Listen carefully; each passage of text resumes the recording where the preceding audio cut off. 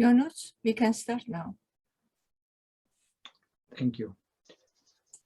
Welcome to a new session to our Philosophy in Interfaith Contexts, organized by the Oxford Interfaith Forum. Our guest today is Professor Ram-Prasad Chakravarthi. He is a fellow of British Academy, but also professor of comparative religion and philosophy at Lancaster University, a place that is associated with the first department of religious studies in this country, the UK. His background includes both traditional form of knowledge. He studied at a Gurukul, a traditional institution in India called Sri Satya Sai Institute in Andhra Pradesh, but also he has an outsider look on things, not only an insider, by certified by his studies with a doctorate at Oxford University. His publications include various philosophical schools in the subcontinent, including Buddhism and Jainism. He published largely on epistemology, several titles such as Advaita Epistemology and Metaphysics, published in 2002, and Indian Philosophy and the Consequences of Knowledge. And then anthropological works, India, Life, Myth and Art, published in 2006, and Divine Self and Human Self, and Soteriology, the Doctrine of Salvation. Among his current research interests, one that caught my attention is a project in together with Professor Firoze Vasunia and Francesca Orsini and Maddalena Italia on the reception of the category of classics or classical studies in modern India. That includes several literatures such as Sanskrit, Latin, Greek, and Indo-Persian. Today's talk is Reaching Beyond Metaphysics, God from God of Love and God Beyond Being in two different traditions. Professor Ram-Prasad, please. Thank you very much for that kind introduction, Ionut. So today I'm going to be reading, as I've been asked, for about 20 minutes of extracts from the 2014 book that Ionut mentioned, Divine Self, Human Self, The Philosophy of Being, and two Gita commentaries. And then I hope after that we'll have time to discuss some of the ideas that I bring up there. But first, let me give a little bit of a context before I go on to actually read from that text, which has been circulated to you, and I'll do it also by sharing the screen and reading from it. So around the start of the Common Era, in the midst of this long compositional history that created the longest pre-modern composition in the world, the Mahabharata, a text emerged called the Bhagavad Gita, the Song of the Lord, which happens at a critical point in the narrative, the multi-generational narrative of the Mahabharata, the central event being a war between two sets of cousins. So it's, of course, impossible to talk about the Mahabharata in any brief way, but let me just get straight away to the Gita. The Gita happens on the eve of a battle between these two sets of warring cousins. On the side of one set of cousins called the Pandavas is their main warrior, one of the five brothers, is a warrior called Arjuna.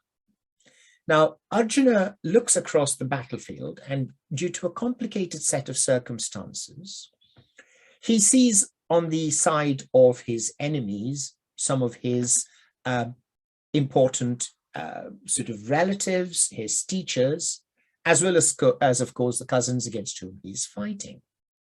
He also has the sense that this battle, which more or less involves all the major kingdoms and families of India at that time, are on one side or the other, and he perceives that whatever the right on his side, and there are many, has been wronged as a brother, as a husband, as a friend, as a follower, or the sort of younger brother of a king, for all many reasons that range the right on his side. Nevertheless, he sees that he's going to have to fight against people who matter to him, as well as the people that he is enemies with. But also, whatever the outcome, there's going to be a great deal of devastation. Disheartened, he throws down his bow and thinks that he should not fight. His charioteer is a cousin to both sides of the Pandavas, and he is called Krishna. And Krishna has been playing a very enigmatic role through the narrative of the Mahabharata. He comes in a very oblique manner.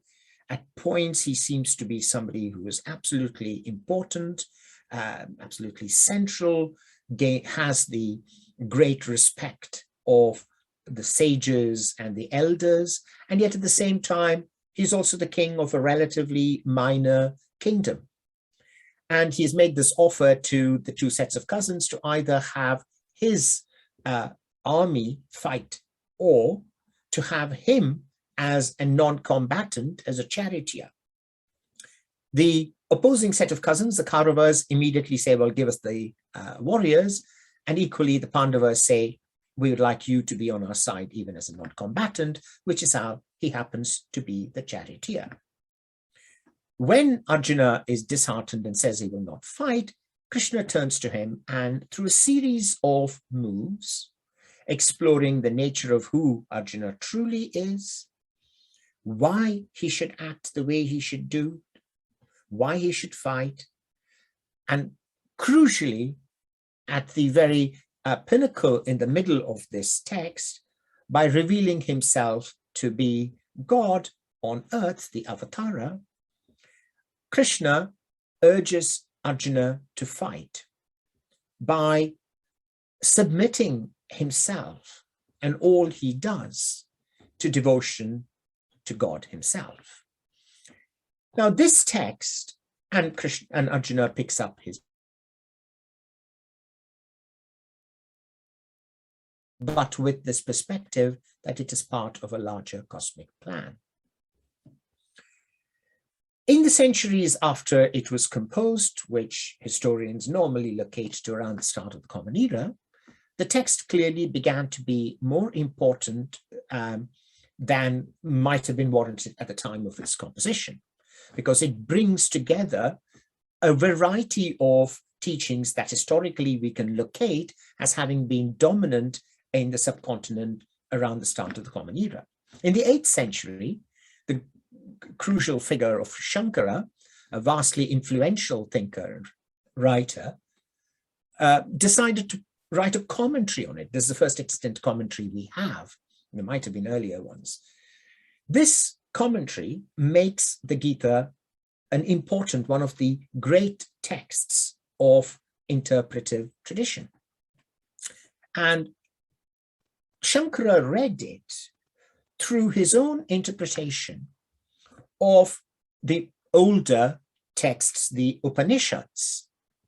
In particular, what the Upanishads, according to Shankara, teach about the nature of the ultimate, called Brahman, and the relationship between that ultimate absolute explanatory principle and the self, called the Atman. Shankara interpreted whatever the Gita says amidst its welter of doctrines and schools that it refers to. Shankara took the text to be talking about the relationship between this absolute, the Brahman, and the self, the Atman, in what he calls a non-dualistic Advaita way. Advaita meaning non-dual. In that overarching explanation, the whole universe, the whole of reality beyond the universe is truly Brahman. Brahman is the only irreducible reality. And the world of diversity as we see it, and the world of different individual beings as we see it, are all taken by Shankara in his reading of the Gita and through the Gita, the Upanishads, as actually part of Brahman. So there is no duality. The world of plural beings and the world of material diversity are all in some sophisticated, revisionary way, not different from this ultimate principle of Brahman. Now, Shankara's challenge was, at the same time, all of these teachings are given by the indubitably individual voice, the self-declared voice of Krishna as this personal God who reveals himself to the warrior Arjuna. So Shankara had to somehow interpret how this personage of Krishna and the pluralistic world and the differentiation between the divine and the human that is very much part of the narrative structure of the Gita could be reconciled with this rigorous non-duality of Brahman that he read in the text. About 3 centuries later, as a process began by which many crucial thinkers in many different schools began to write commentaries on the Gita, the first major response to Shankara's interpretation came from a figure called Ramanuja. Now, Ramanuja was born into a tradition which already explicitly took Krishna to be the avatara or the divine descent of the personal God worshipped by his tradition as the composite of Vishnu and his consort Shri, called by many names, Narayana and Lakshmi and so forth. In that composite understanding, the representation of Vishnu and his grace as his consort Shri gave a name to this tradition, which lasts to this day, called the Sri Vaishnavas. That is to say, the people who worship God as Vishnu with Shri. So for him, taking Krishna to be the divine descent, the intervention of Vishnu in human history, was the paramount framing of his understanding of the world. But yet, of course, Krishna in the Gita is also talking about Brahman. It's also talking about the nature of ultimate reality. So Ramanuja set out to, in his own way, reconcile the presence of Vishnu on earth, Krishna as the personal God, and the teachings of the nature of reality that the Gita gives about the nature of Brahman. So the passage I'm going to be looking at, or rather the passages that I've selected, what I'm going to do is to take you through what I interpret as the critical moves that Ramanuja makes, in which he puts together the metaphysics, the ultimate accounting of reality as Brahman that the Gita teaches, with the theological presence of the personal God Vishnu on earth as Krishna. And I'm going to basically argue that he has a complex relationship between this metaphysics of Brahman and the personal presence of Krishna that has a bearing on how we might bring the Hindu traditions of Sri Vaishnavism into a conversation with some developments in 20th, 21st century Christian thought. So I'll stop at that point and read through those moves, occasionally pausing to tell you when I am kind of transitioning from one to the second point. And I broadly have 3 moves that I will be making. In the text I have, there are passages which are in gray that I'm not going to be reading. If somebody's, if anybody's interested, you can look at it in your own time, because I put them in from the book, but I did not feel that they were sufficiently key to the main argument I'm making that I could make within 20 minutes.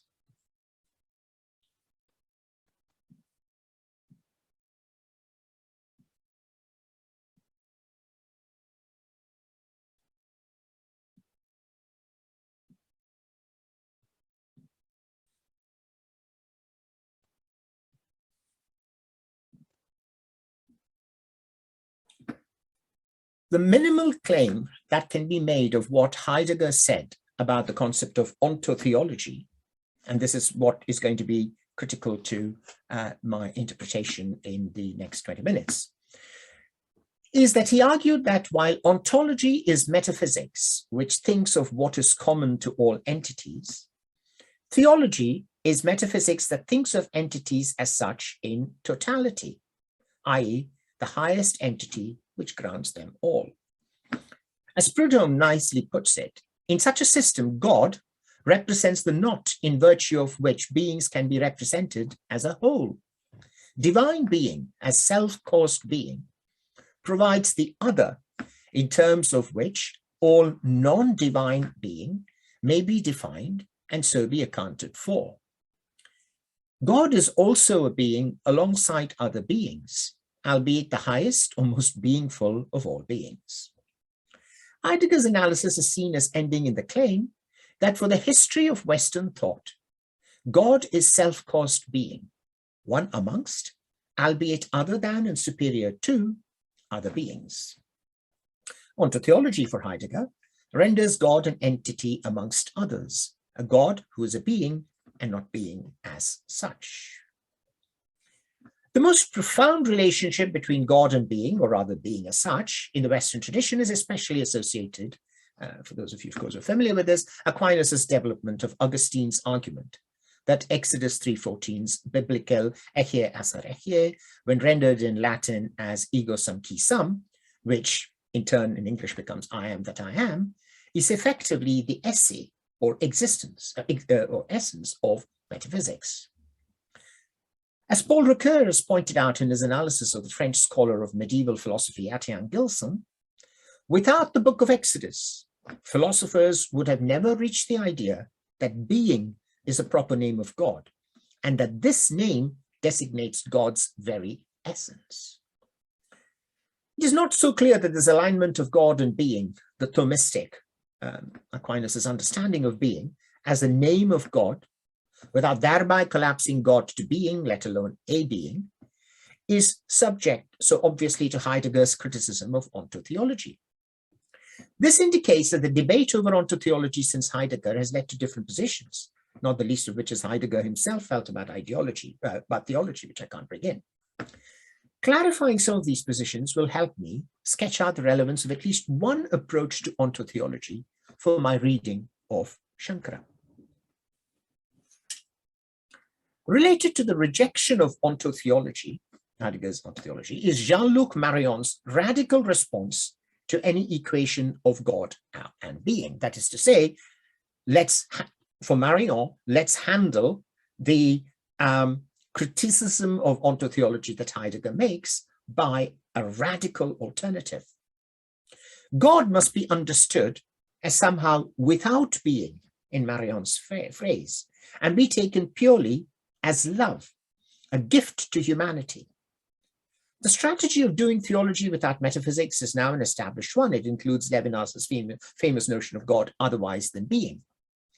But staying with Marion, his tactic of drawing on the Christian apophatic tradition to indicate that God radically transcends reasoning and therefore the metaphysics of being, and therefore does not even engage with Heidegger's criticism, is, in a way, oddly enough, critiqued by Derrida.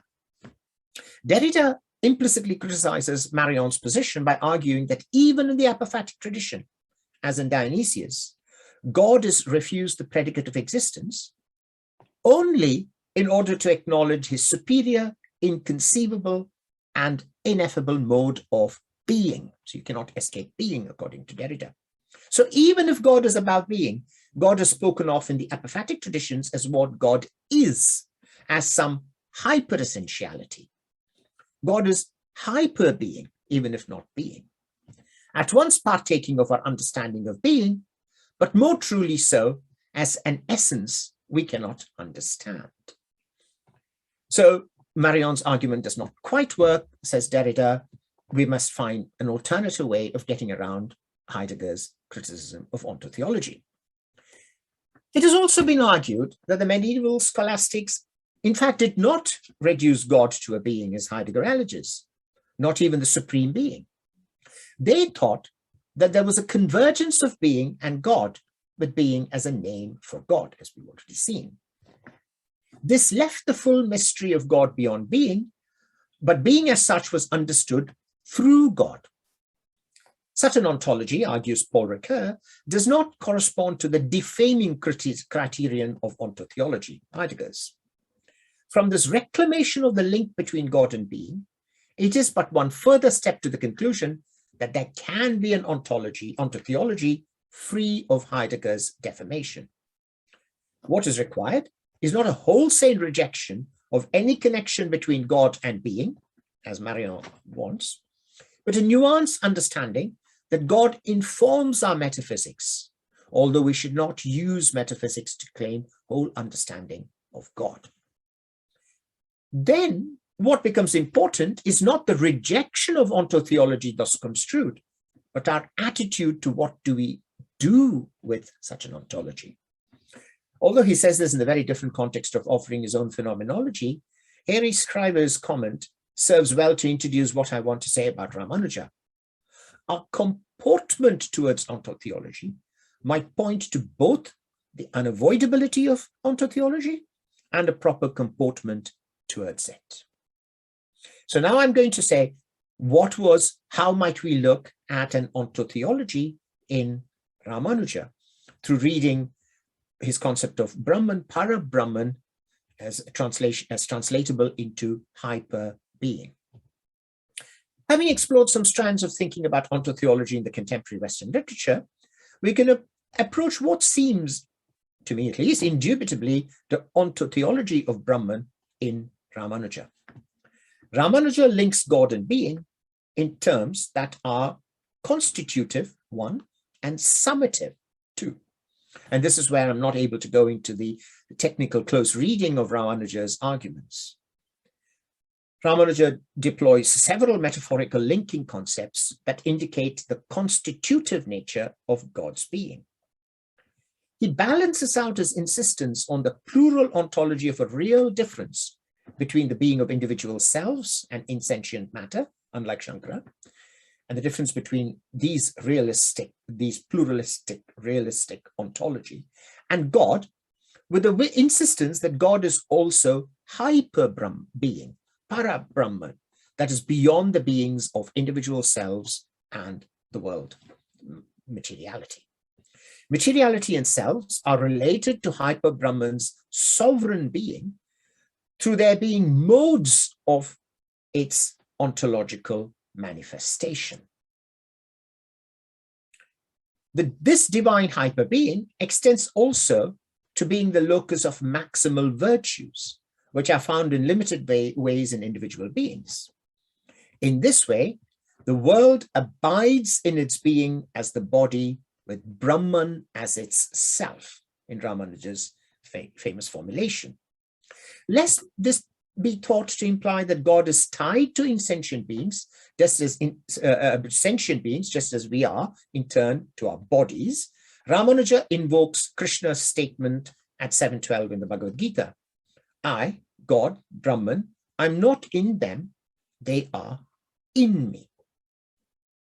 Ramanuja also talks of God's being not only in a constitutive way, but in a summative way, in which the being of beings is God, such that to talk of beings and orders of being, that is to say selves and the world, is ultimately to end up of talking of the God who renders them as they are.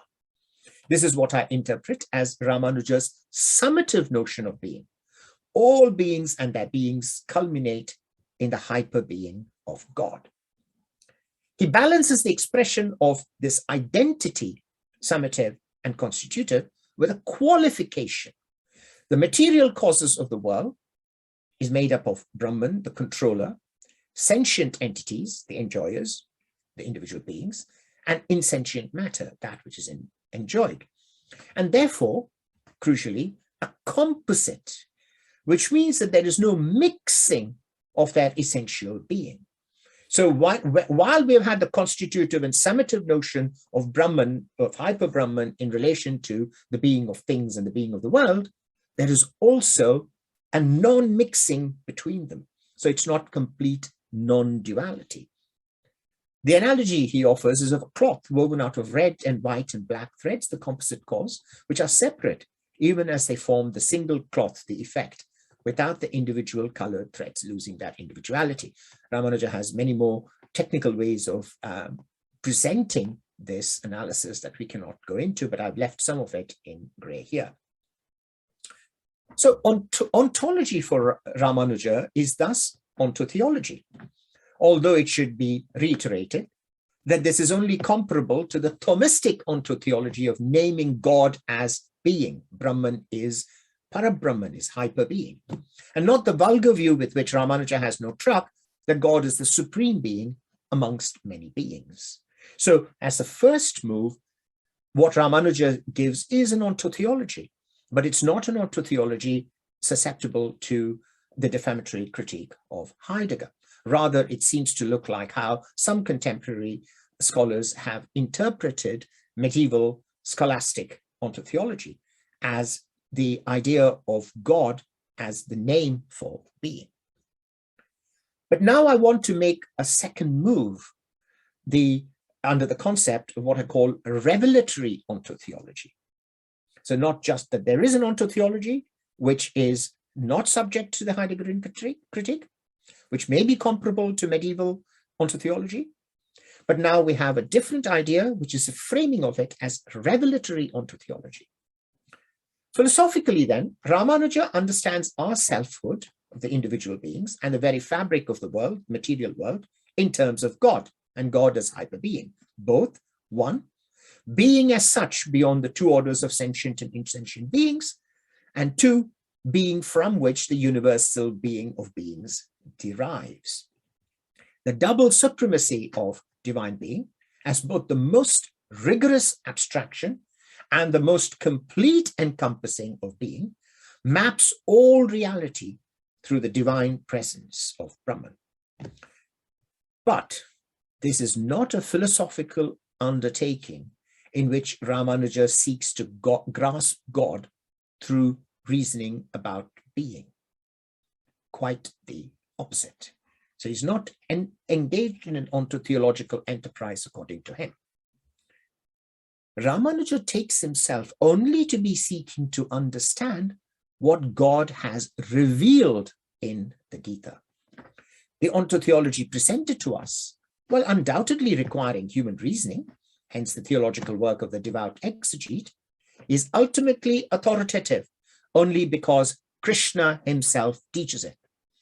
For that reason, the charge of philosophical egotism that could be leveled at ontotheology cannot be attached to Ramanuja on his own reading. The transition in the history of Christian interest in God and being illustrates this point nicely. As Ricoeur puts it, in the late 12th and early 13th century, quote unquote, progress in the affirmation of the intelligibility of being tended to render superfluous the self-affirmation of the being of God according to Exodus 3:14. Recourse to this verse tended to become an extrinsic confirmation.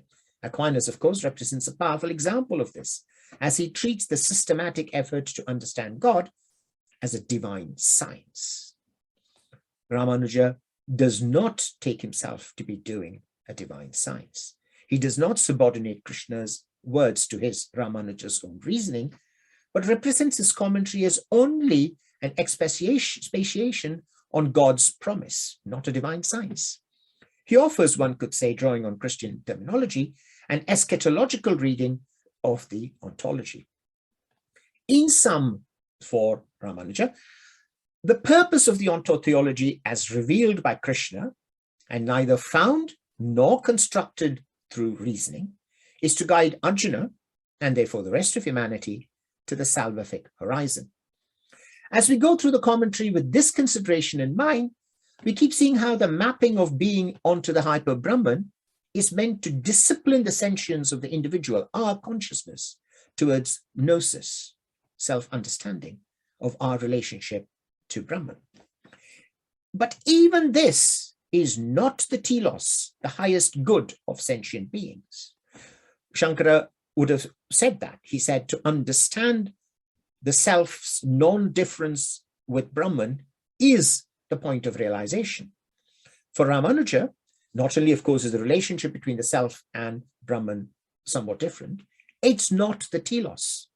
It is but a preparatory step to a God utterly other than that indicated in, although still encompassing the revealed ontotheology. Ramanuja takes Krishna to be teaching a revelatory ontotheology, first move, as declaration by God of a relationship, second move, of our being with God, a relationship willed and revealed only by God. The fact that the ontotheology is thus revealed automatically rules out its having been built through the arrogant endeavor of human intelligence. In a resonant verse, Krishna takes everything back to Brahman, and Ramanuja reads, through a little bit of grammatical play, the second half of the verse thus: Brahman alone is attained by one absorbed in Brahman in his activities. Ramanuja says of this verse, the meaning is that the self, the individual, has to attain its own intrinsic form, which is to be Brahman in some sense of is, by having Brahman as its self, its essence. The action of one who acts aspiring for liberation are Gnostic, self-understanding, in their aspect, because they are yoked to contemplation of the hyper-Brahman as self. So, they are a direct means to accomplish the beholding of the self, without the independent discipline of gnosis. So you're not doing it. Your self-understanding is possible because God has already made it so. That is, as clear as can be, a repudiation of any project to gain insight into being that is solely through cognitive discipline, which is what Shankara taught. What is offered instead is the divine promise of the vision of the self's being, attained only through proper comportment towards divine teaching about being. Indeed, as Ramanuja sees it, Krishna explicitly and repeatedly locates his ontotheological teachings within the framework of divine promise, as when Krishna says at 729, that only those who resort to me, they know this Brahman. There can be no enterprise of self-understanding of the relationship between self and Brahman without resorting to God, to Krishna. So Ramanuja articulates his ontotheology as God's revelatory guidance to us about self-realization. But this teaching does not yet get to our ultimate relationship with God. As I said, this is not the telos. Whereas what gnosis offers us is the aspect of God's metaphysical encompassing of our being, the true relationship is one built on God's otherness, the God who promises us, as we saw before, the God who calls upon us to resort to him. Our devotional love for God and God's gracious love for us is the true relationship.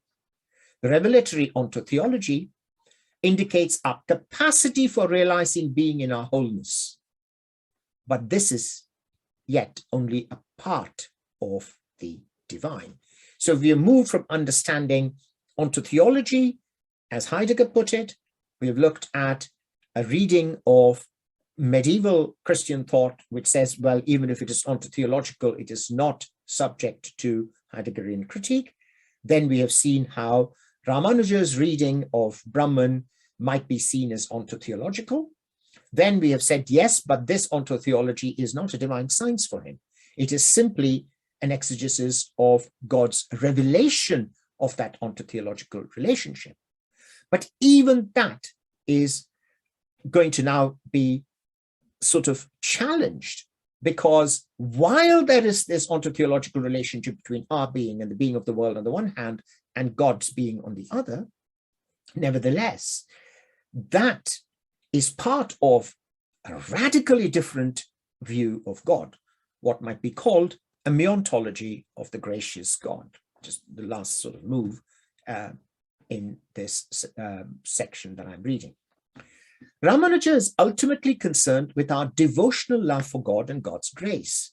The God who is thus found cannot in any simple manner be identified as the God of his Brahman ontology.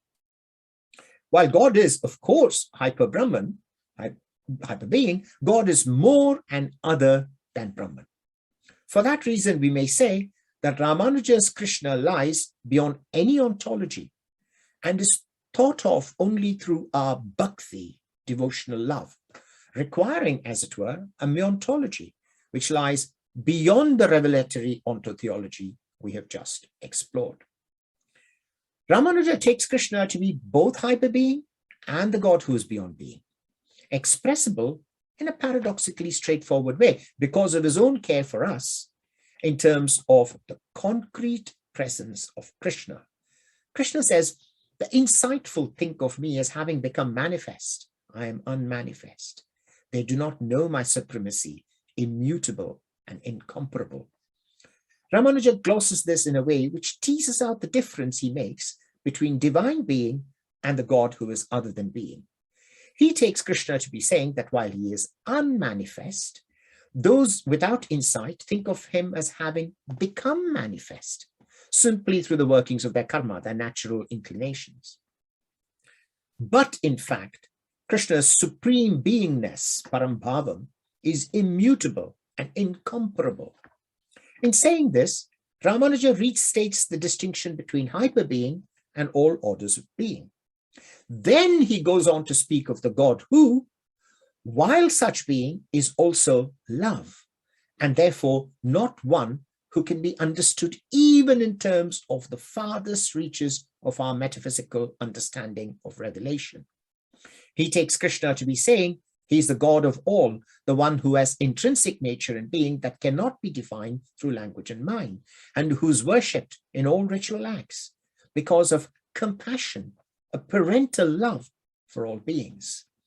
While containing being, God is more and other than that, concretely present just because of this vatsalya, this parental love for us.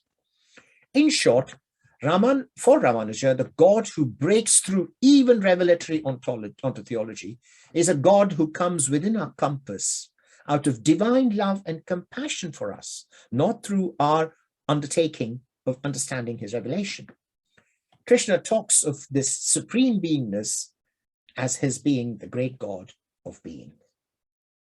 It is thus important to note that Ramanuja sees a God beyond the mappable being of even revelatory ontotheology. This God is seen. This God makes himself tangible. This God gives. This God is other. The very possibility of divine descent, avatara, is expressed through otherness. As he paraphrases Krishna at 9.9, there I sit as one apart.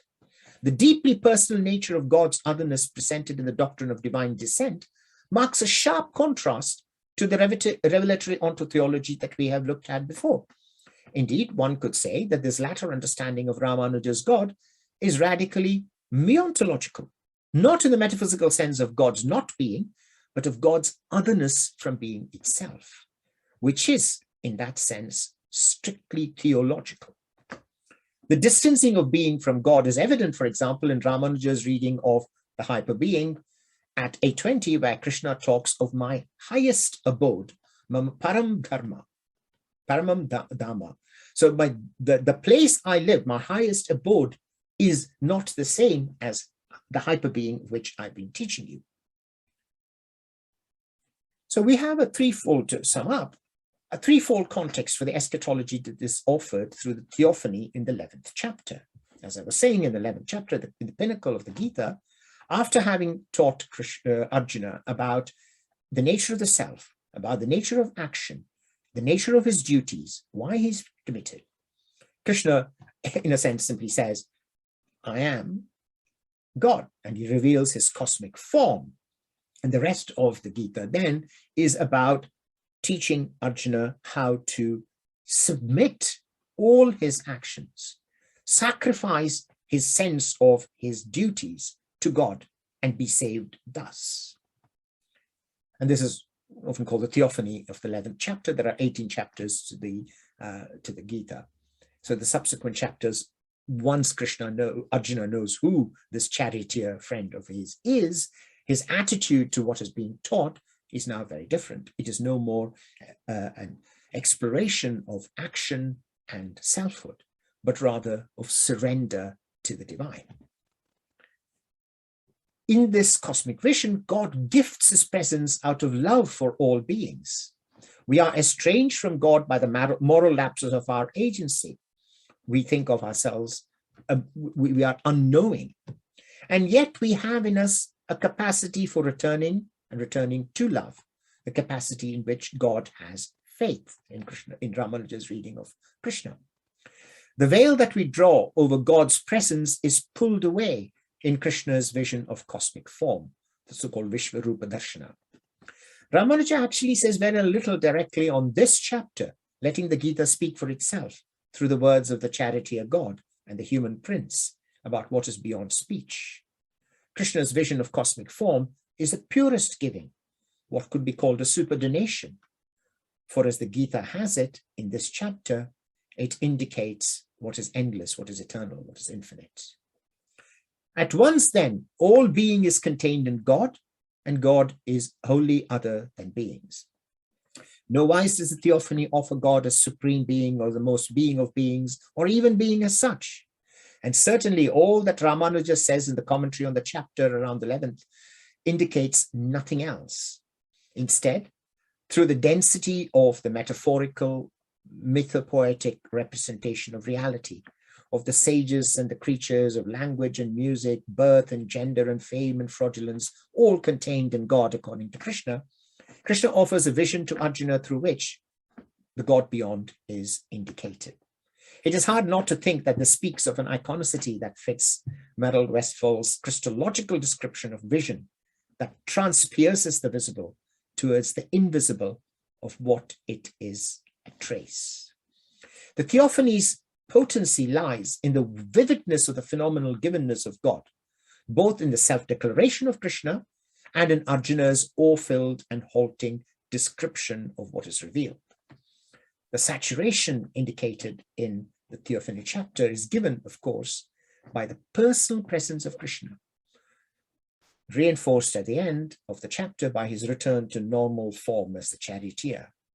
And Ramanuja's vision of divine personhood is an essential element, the summation of his meontological, supra-ontotheological theology.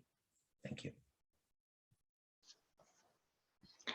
Thank you very much, Ram, for a most wonderful and delightful presentation, rich in theological ideas, which have also very deep philosophical implications.